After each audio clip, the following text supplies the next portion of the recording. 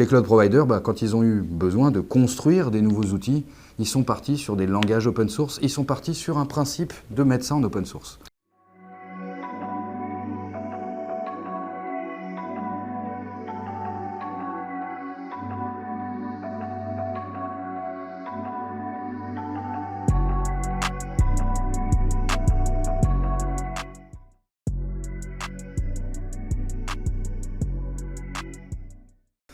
Alors, il y a un lien évident, c'est vrai. Après, sur le fait que Startix ait cultivé ce lien, je le traiterai dans un deuxième temps, mais pourquoi est-ce que le cloud et l'open source sont relativement liés? C'est parce que les cloud providers, quels sont les plus grands cloud providers du monde? C'est Amazon, c'est Google, c'est Azure et Microsoft, mais qui est vraiment partie d'une feuille blanche. Et tous ces éditeurs, ils connaissent l'open source depuis des dizaines et des dizaines d'années. Ils sont parmi les principaux contributeurs pour certains sur certaines technologies. Et ils ont des armées d'ingénieurs qui recrutent en effet dans les plus grandes écoles pour pouvoir les accompagner sur les transformations. C'est vrai que dans les écoles, l'open source est maintenant un outil de base qu'on utilise, qui est le plus facilement abordable d'un point de vue pédagogique, qui est très pédagogique, et puis en même temps qui permet de driver l'innovation. Et donc les cloud providers, quand ils ont eu besoin de construire des nouveaux outils, ils sont partis sur des langages open source, ils sont partis sur un principe de mettre ça en open source. Et ils ont contribué du coup. Et ils ont contribué, un des gros outils qui sort de ce mouvement-là, c'est Kubernetes. Donc les containers sont liés aussi, mais c'est un orchestrateur de conteneurs. Pourquoi? Parce que quand on s'appelle Google et qu'on crée 1 milliard de conteneurs par semaine, on a besoin d'un outil pour orchestrer ça et on ne peut pas se permettre d'avoir des gens qui exécutent à la main. Donc on a eu toutes ces problématiques de construction et d'orchestration de conteneurs, on les a eues, ou Google les a eues.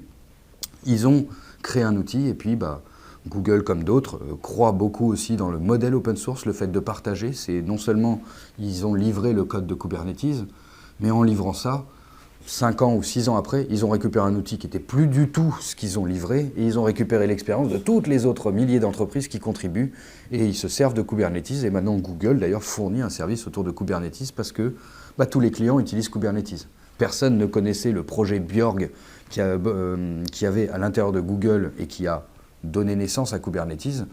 Depuis qu'ils l'ont mis en open source et que tout le monde a contribué, il y a maintenant des millions d'entreprises qui utilisent cet outil et Google peut fournir du service et fournir ses plateformes dessus.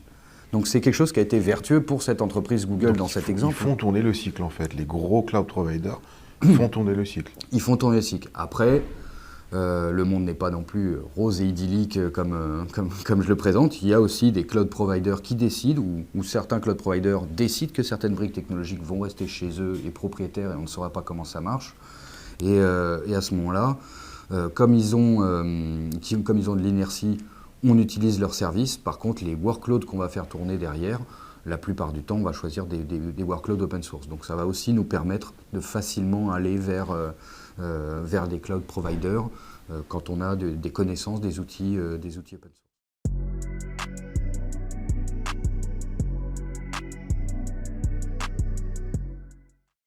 Alors là, ça tient plus à Maxime, mon associé et moi-même, où c'est vrai que nous, on a noué un partenariat avec Amazon Web Services, c'était je crois en 2008, donc on était parmi les premiers à utiliser de l'Amazon Web Services. On croyait beaucoup aussi à ce nouveau mode de consommation un petit peu de l'informatique, qui n'était plus forcément une suite logique d'opérations, mais qui était le fait de consommer un service déjà réalisé.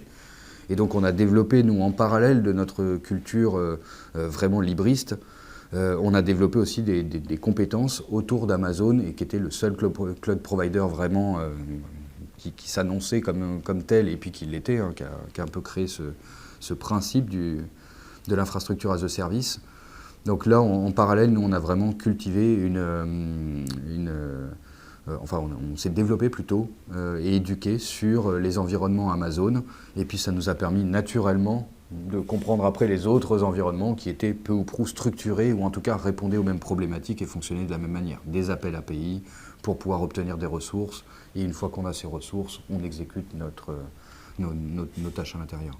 D'accord, et c'est comme ça que vous avez gardé de l'avance jusqu'à maintenant et demain même.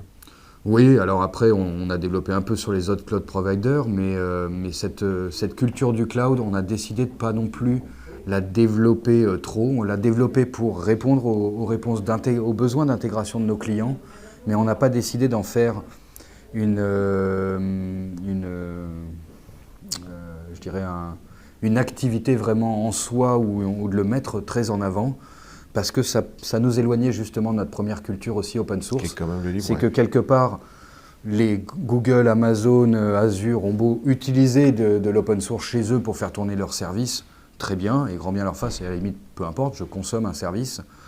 Par contre, moi derrière, je peux déployer n'importe quel workload et je ne vais pas toucher ou accéder aux piles open source. Donc on a préféré, évidemment, développer un peu cette culture du cloud pour comprendre comment on allait pouvoir interagir avec des nouvelles manières de provisionner les choses. Par contre, on a décidé de rester sur des piles, des stacks open source. Et c'est là où on a, notamment, il y a 2 ans, on s'est rapproché également de HashiCorp, qui là est un pure player open source, et dont le métier est de fournir des briques technologiques pour simplifier et gérer une sorte d'abstraction avec les différents cloud providers. Et là, ça nous paraît être beaucoup plus cohérent avec notre parcours d'entreprise, où HashiCorp développe des technologies open source pour dialoguer avec des cloud providers, mais ça reste des technologies open source sur lesquelles on peut former les clients, qui vont leur apporter une valeur ajoutée et sur lesquelles ils pourront lire le code source. Je ne peux pas lire le code source d'Amazon, je peux lire le code source de Terraform ou de Vault. Très bien, merci beaucoup. De rien.